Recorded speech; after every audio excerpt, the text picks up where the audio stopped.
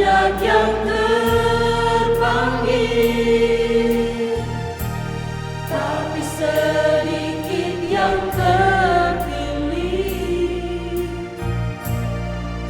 Serahkanlah hatimu saja, semua dalam rencananya. Siapkanlah hatimu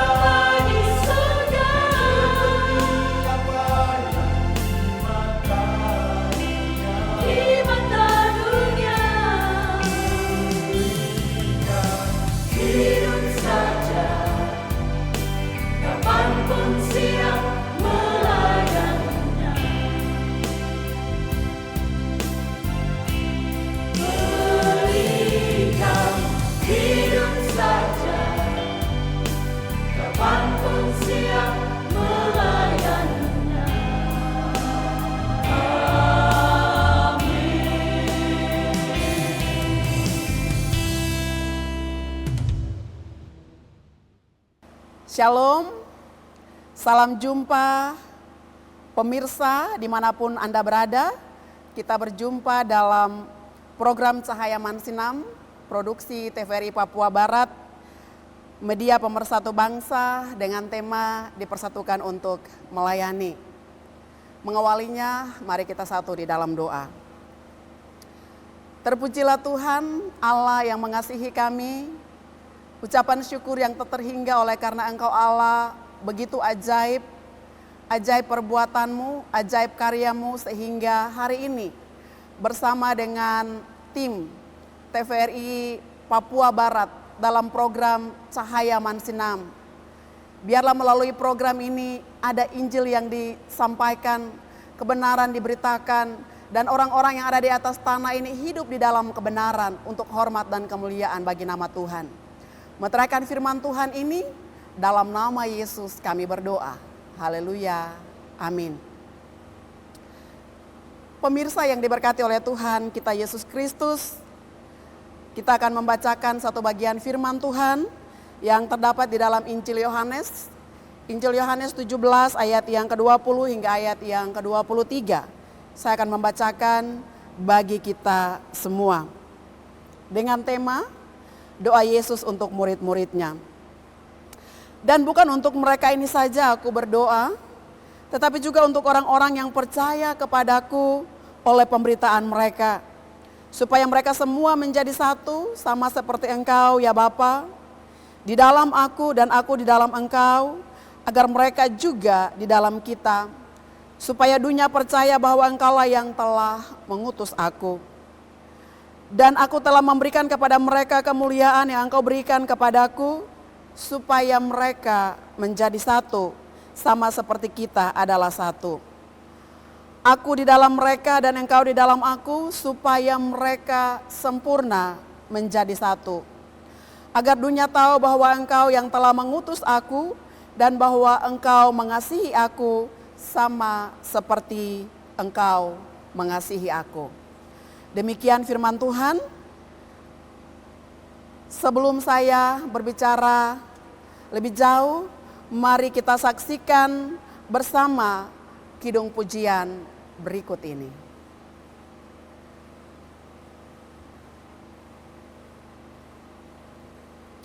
Pemirsa TVRI Papua Barat yang diberkati oleh Tuhan kita Yesus Kristus, bersama dengan program Cahaya Mansinam. Hari ini akan ada kebenaran firman Tuhan yang disampaikan bagi kita melalui tema dipersatukan untuk melayani. Doa Yesus kepada murid-muridnya merupakan sebuah teladan mulia bagi para murid-muridnya untuk meneguhkan iman mereka bahwa Yesus Kristus adalah anak Allah yang maha tinggi. Pertanyaannya bagi kita bahwa mengapa Yesus berdoa kepada murid-muridnya? Karena Yesus tahu bahwa mereka tidak dapat sendiri tanpa Tuhan dalam misi pemberitaan Injil atau misi kabar keselamatan yang telah dikerjakan oleh Yesus Kristus. Dengan demikian di dalam doa, di dalam Injil Yohanes pasal 17 ayat yang pertama hingga ayat yang ke-26 ada 3 bagian akan menjadi perenungan kita sore hari ini. Yaitu bagian yang pertama, ayat yang pertama hingga ayat yang kelima, Yesus memulai doa dengan komunikasi pribadi antara Yesus sebagai anak Allah kepada Bapanya yang di sorga. Bagian yang kedua yang menjadi perenungan ialah ayat yang ke-6 hingga ayat yang ke-19. Yesus berdoa secara khusus kepada para murid-muridnya. Dan bagian yang ketiga ayat 20 hingga ayat yang ke-26. Yesus berdoa kepada semua orang yang telah percaya oleh karena pemberitaan Injil. Mari kita lihat bagian yang pertama. Untuk memahami doa Yesus pada ayat yang pertama hingga ayat yang kelima, ialah bahwa Yesus sebagai anak Allah berdoa kepada Allah Bapa di sorga. Maka kita perlu mengerti bahwa Bapa yang kekal dan anak yang kekal ada di dalam kekekalan sebelum dunia diciptakan, yang kita kenal dengan Tritunggal, yaitu Allah Bapa, Allah Anak, dan Allah Roh Kudus. Untuk memahami kebenaran ini, perlu kita mengerti secara benar bahwa dari kekekalan, Yesus senantiasa anak Allah untuk selamanya.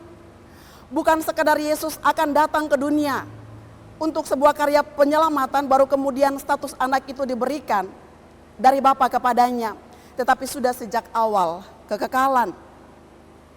Pemirsa, cahaya Mansinam yang diberkati oleh Tuhan kita Yesus Kristus, Yesus meninggalkan kemuliaannya dan mengambil rupa sebagai hamba agar dapat menebus Bapak Ibu Saudara dan saya. Yesus tidak meminta kemuliaan. Jika kita perhatikan pada pasal yang pertama dikatakan demikianlah kata Yesus. Lalu ia menengadah ke langit dan berkata, Bapa, telah tiba saatnya permuliakanlah anakmu. Supaya anakku dipermuliakan engkau. Ini menunjukkan bahwa Yesus tidak meminta kemuliaan dari Bapa. Karena Yesus memiliki kemuliaan itu. Ketika Yesus berkata permuliakanlah. Karena memang di ayat yang keempat dikatakan bahwa aku telah mempermuliakan engkau di bumi dengan jalan menyelesaikan pekerjaan yang engkau berikan kepadaku untuk melakukannya. Artinya bahwa telah tiba saatnya Yesus dipermuliakan. Dan Yesus tidak meminta kemuliaan karena Yesus adalah pribadi yang mulia. Pemirsa yang diberkati oleh Tuhan kita Yesus Kristus, Yesus telah menyelesaikan pekerjaan yang diberikan oleh Allah untuk dilakukan di dunia. Apa pekerjaan yang telah diselesaikan? Ayat yang keempat dikatakan bahwa Yesus telah menyelesaikan pekerjaan yang diberikan oleh Bapa, yaitu menyampaikan berita kabar keselamatan. Dan inilah kabar keselamatan itu. Ayat yang ketiga dikatakan apa itu kabar keselamatan? Inilah hidup yang kekal itu, yaitu bahwa mereka mengenal engkau satu-satunya Allah yang benar dan mengenal Yesus Kristus yang telah engkau utus. Artinya bahwa kabar keselamatan itu hanya dapat dikerjakan oleh Yesus. Dan hari ini selayaknya kita sebagai orang percaya harus mengenal siapa pribadi Allah itu dengan benar. Sehingga kita dapat hidup di dalamnya. Yesus berdoa secara person, secara pribadi dengan Bapa, membuktikan bahwa ada keintiman antara seorang anak dan Bapa di sorga. Dan bagian yang kedua dikatakan, Yesus berdoa secara khusus kepada murid-muridnya. Ayat yang ke-6 hingga ayat yang ke-19. Ayat yang ke-9 saya akan bacakan bagi kita. Sekali lagi, aku berdoa untuk mereka. Titik. Bukan untuk dunia aku berdoa. Yesus mempertegaskan di dalam doa bahwa bukan untuk dunia Yesus berdoa, tetapi untuk mereka. Kepada siapa? Mereka itu. Yaitu kepada milik kepunyaan Allah, bangsa Israel. Tetapi juga pengikut Yesus, yaitu 12 murid Tuhan Yesus. Yang siang malam berjalan bersama-sama dengan Yesus. Bukan untuk dunia aku berdoa, tetapi untuk mereka yang telah engkau berikan kepadaku. Sebab mereka adalah milikku. Bapak Ibu pemirsa yang diberkati oleh Tuhan kita Yesus Kristus. Ayat yang ke-9 sungguh sangat jelas bahwa Yesus berdoa bukan untuk dunia. Aku dikatakan bahwa aku berdoa untuk mereka dan bukan untuk dunia. Aku berdoa tetapi untuk mereka yang telah engkau berikan kepadaku, sebab mereka adalah milikku. Artinya bahwa fokus Tuhan, perhatian Tuhan hanya kepada milik kepunyaannya. Hanya kepada orang-orang yang dekat dengan Tuhan. Hanya kepada mereka yang mengikuti Dia. Artinya bahwa mereka yang dekat dengan Tuhan, mereka istimewa. Mereka berharga. Umat kepunyaan Allah. Murid-murid yang setiap waktu ada bersama-sama dengan Yesus. Dari ayat yang ke-6 sampai ayat yang ke-19, apa yang Yesus minta di dalam doa? Ayat yang ke-11 dikatakan, dan aku tidak ada lagi di dalam dunia, tetapi mereka masih ada di dalam dunia. Dan aku datang kepadamu ya Bapa yang kudus, peliharalah mereka. Yang pertama yang Yesus minta kepada Bapa di dalam doa, kepada milik kepunyaannya, tetapi juga kepada para pengikutnya, yaitu pemeliharaan Tuhan. Yesus tahu bahwa ketika Yesus akan meninggalkan para murid, mereka tidak akan mampu berjalan sendiri, bertahan sendiri tanpa pemeliharaan Tuhan. Maka ayat ke-11 secara spesifik Yesus meminta pemeliharaan Tuhan kepada murid-muridnya. Tetapi yang kedua, apa yang diminta oleh Yesus di dalam doa? Ayat yang ke-15 dikatakan, "Aku tidak meminta supaya engkau mengambil mereka dari dunia, tetapi supaya engkau melindungi mereka daripada yang jahat." Yesus meminta kepada Bapa di sorga, kepada murid-murid, kepada milik kepunyaannya, kepada orang-orang tebusannya, ialah perlindungan daripada Tuhan. Kalau kita sudah dipelihara, tidak hanya sebatas dipelihara, tetapi ada perlindungan Tuhan bagi kita yang adalah kasih setia Tuhan. Milik kepunyaan Tuhan, kita istimewa di hadapan Tuhan. Tetapi yang ketiga yang Yesus minta kepada Bapa tidak kalah penting dari itu, tidak kalah penting dari pemeliharaan Tuhan, tidak kalah penting dari perlindungan Tuhan. Tetapi ayat yang ke-17 dikatakan, "Kuduskanlah mereka dalam kebenaran, firman-Mu adalah kebenaran." Yesus meminta kepada Bapa agar milik kepunyaannya dikuduskan dalam kebenaran. Yesus meminta kepada Bapa supaya pengikutnya dikuduskan dalam kebenaran. Kenapa? Karena firman adalah kebenaran. Pemirsa saya Aman Sinam yang diberkati oleh Tuhan kita Yesus Kristus. Orang yang dipelihara adalah orang yang tinggal dalam areanya Tuhan. Amin. Orang yang dipelihara adalah orang yang tinggal dalam areanya Tuhan. Dan orang yang tinggal di dalam areanya Tuhan akan selalu dirawat, akan selalu diperhatikan, akan selalu dibersihkan. Ibaratkan kita punya tanaman di rumah, kita akan memperhatikan bagaimana tumbuhan itu agar tetap terawat. Jika itu pohon yang menghasilkan buah, maka kita akan berusaha untuk memberikan perhatian terbaik agar pohon itu menghasilkan buah. Tetapi juga orang yang dilindungi adalah orang yang tinggal dalam hadirat Allah. Tanpa perlindungan di dalam hadirat Allah, kita akan mudah untuk jatuh ke dalam dosa. Dan Yesus tahu bahwa tanpa perlindungan Allah, murid-muridnya tidak akan bisa untuk melakukan apa-apa tanpa Tuhan. Dan itu yang Yesus minta. Tetapi juga dikatakan, orang yang dilindungi adalah orang yang harus siap untuk dijaga, diproteksi dari hal-hal yang jahat. Kadang-kadang kita merasa bahwa kita sudah dilindungi. Tetapi ketika kita mau diproteksi oleh Tuhan, ketika kita melangkah untuk melakukan sesuatu yang menurut keinginan kita dan kita ditegur, kita memberontak. Pada akhirnya kita akan memahami bagian firman Tuhan hari ini.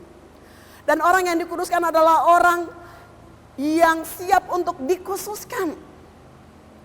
Firman Tuhan berkata bahwa orang yang dikuduskan adalah orang yang siap untuk dikhususkan atau dipisahkan untuk dimurnikan.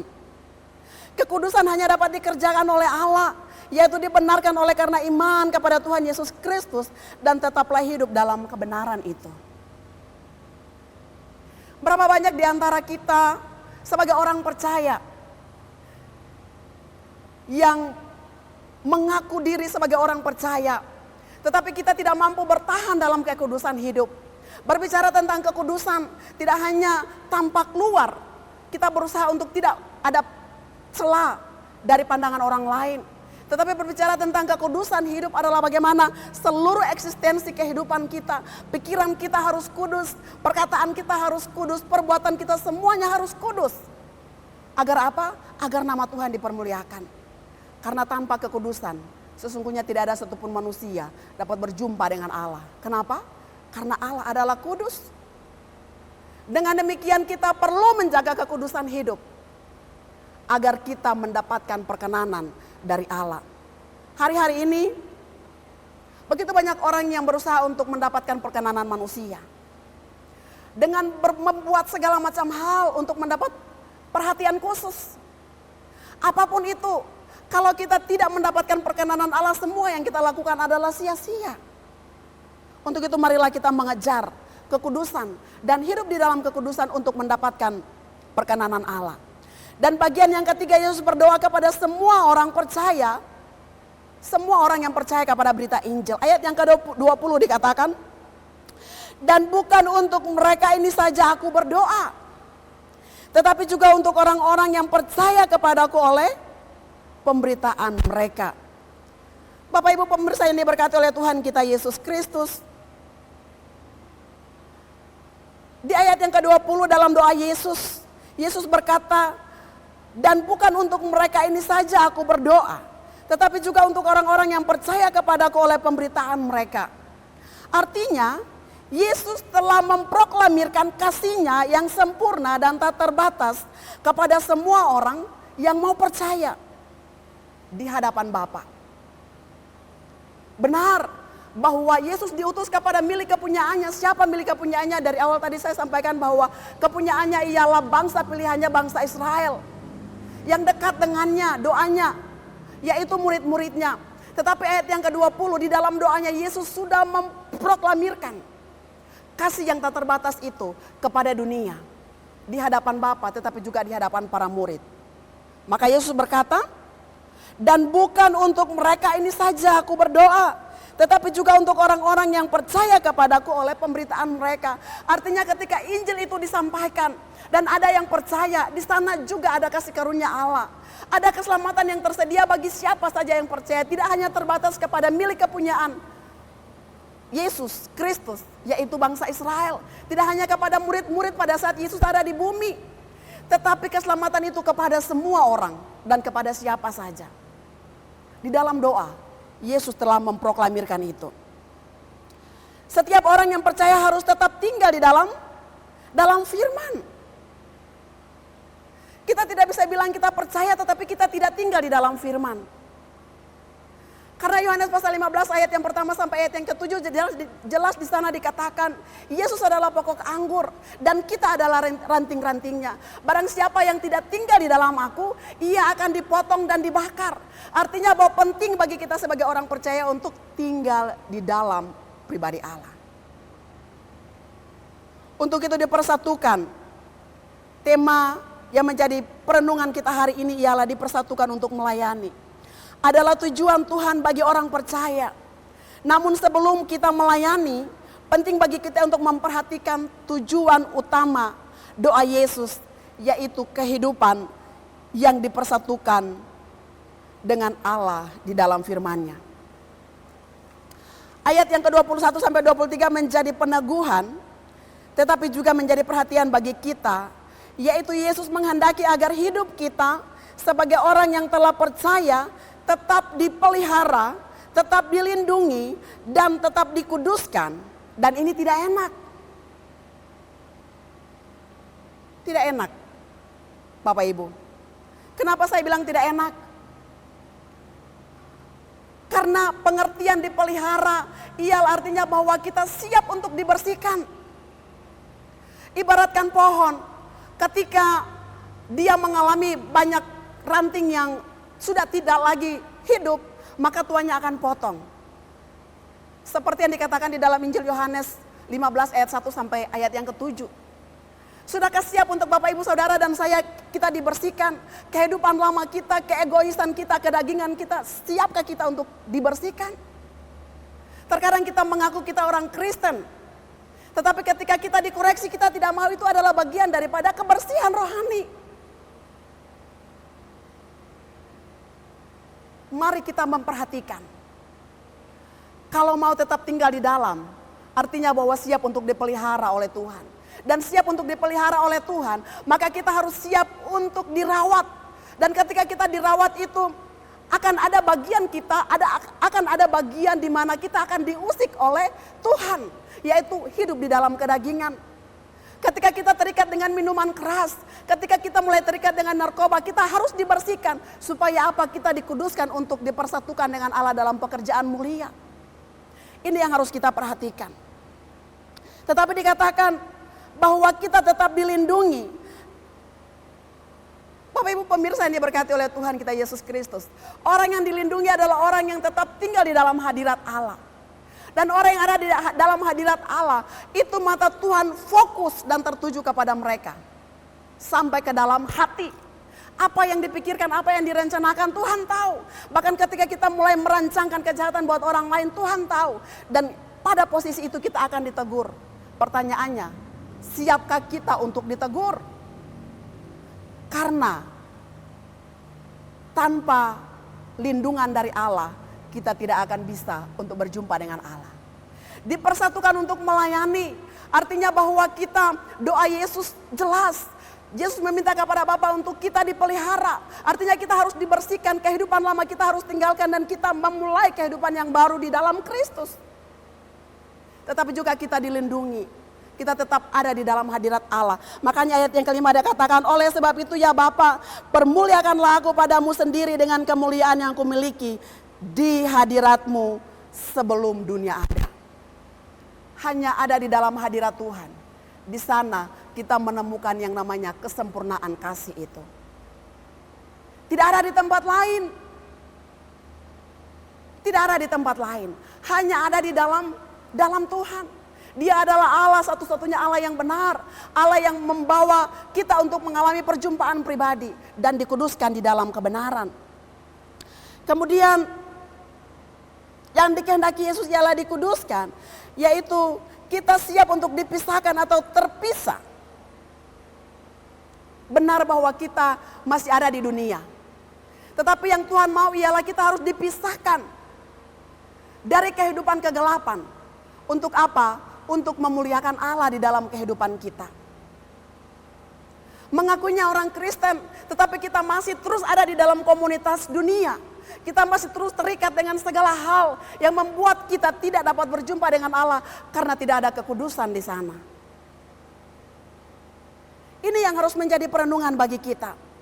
Aplikasinya bagi kita hari ini, Bapak Ibu pemirsa yang diberkati oleh Tuhan kita Yesus Kristus.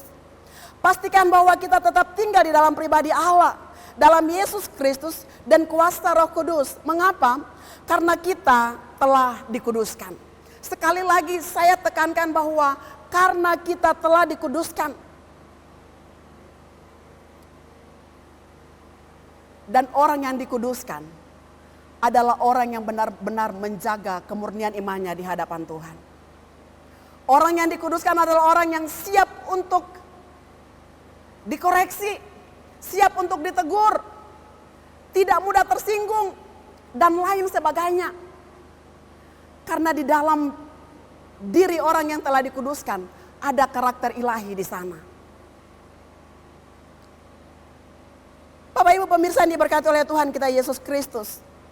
Dikuduskan dalam kebenaran dan di dalam kebenaran kita dipersatukan. Karena di dalam kebenaran ada kasih, yaitu kasih Allah. Karena Allah adalah kasih. Di dalam kebenaran ada pengampunan. Di dalam kebenaran ada pengharapan. Mengapa Yesus meminta kepada Bapa agar kita menjadi satu dengan Dia?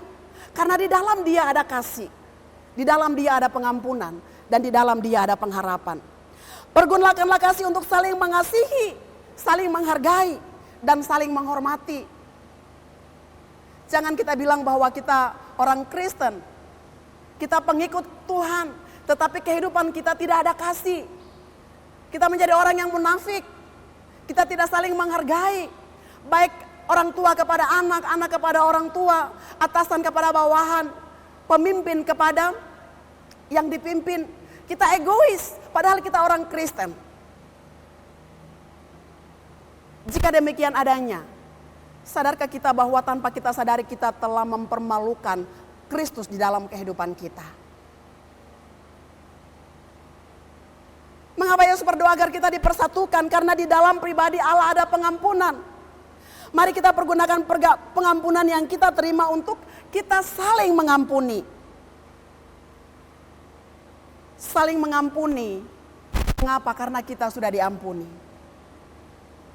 Tidak ada kebencian, tidak ada dendam, apalagi menyimpan kepahitan. Jika kita adalah orang-orang yang selalu berdiri untuk melayani, apapun profesi kita, melayani bukan sekedar definisi hamba Tuhan yang melayani di gereja. Apapun profesi kita itu adalah bagian tanggung jawab yang Tuhan percayakan untuk kita melayani. Mari kita lakukan itu dengan kasih dari Allah. Mari kita lakukan itu dengan pengampunan yang telah kita terima dari Tuhan.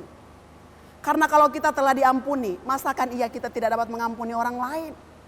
Kita tidak bisa menimbang berapa sakitnya kita disakiti oleh orang lain. Karena Kristus menanggung penderitaan kita jauh lebih berat daripada sakit yang kita alami. Sehingga kadang-kadang kita buat alasan, saya mau mengampuni tapi terlalu sakit. Jangan kita berkata orang Kristen kalau kita belum bisa mengampuni. Ini yang Tuhan mau. Sebelum kita melakukan pekerjaan baik, mari kita perhatikan firman Tuhan ini untuk menjadi perenungan bagi kita hari ini. Pergunakanlah pengharapan di dalam Yesus untuk menantikan kehidupan yang kekal melalui iman kepada Yesus Kristus. Kesimpulan bagi kita hari ini, dipersatukan untuk melayani adalah doa Yesus bagi semua orang percaya. Tidak lagi kepada milik kepunyaannya. Tetapi ayat yang ke-20, Yesus sudah memproklamirkan itu di dalam doa kepada Bapa di sorga, tetapi juga kepada para murid. Bahwa bukan untuk kamu saja aku berdoa, tetapi kepada semua orang, kepada siapa saja yang menerima Kristus melalui pemberitaan Injil. Karena Tuhan mau kita dipersatukan. Dan kesimpulan hari ini, mari kita belajar dari teladan Yesus. Kesimpulan yang pertama, kita belajar dari teladan Yesus. Yaitu ia meninggalkan kemuliaannya dan menjadi miskin agar kita menjadi kaya di dalam kemiskinannya. Teladan yang perlu kita perhatikan ialah Yesus memiliki kerendahan hati. Apapun kita, tanpa kerendahan hati, kita tidak akan berbuat apa-apa. Dan yang kedua, Yesus berdoa memberikan teladan bagi kita untuk selalu memiliki hubungan yang intim dengan Bapa di sorga. Supaya kita tetap dipelihara, dilindungi, dan dikuduskan untuk menjadi pelayan yang benar di hadapan Allah. Dan kesimpulan yang terakhir, doa Yesus supaya kita menjadi satu di dalam pribadi Allah, agar dunia percaya bahwa Yesus Kristus adalah anak Allah yang telah datang sebagai pendamai untuk menebus kita, orang berdosa, dengan Bapa di sorga. Biarlah kebenaran firman Tuhan hari ini menggugah seluruh kehidupan kita, berpikir di dalam pikiran Kristus, bertindak di dalam pertolongan Tuhan, hidup dalam kebenaran, di dalam pemeliharaan, di dalam perlindungan Allah. Dan kita akan dipersatukan untuk melayani pekerjaan yang Tuhan sediakan bagi kita. Tuhan Yesus memberkati. Mari kita berdoa. Bapa, dalam nama Yesus, Engkau Allah ajaib bagi kami. Hamba-Mu terbatas dengan kata-kata, hikmat dan pengertian. Namun Allah Roh Kudus yang kami imani, yang mendiami hati dan pikiran kami, tubuh jiwa roh kami, akan memberikan pengertian dan hikmat yang jauh lebih luas untuk setiap pemirsa yang akan mendengar firman Tuhan hari ini. Biarlah semua kami diberkati untuk menjadi berkat. Biarlah kami dipersatukan di dalam pribadi Tritunggal untuk melakukan pekerjaan mulia di bumi ini, agar nama Tuhan dipermuliakan. Dalam nama Yesus, haleluya, amin.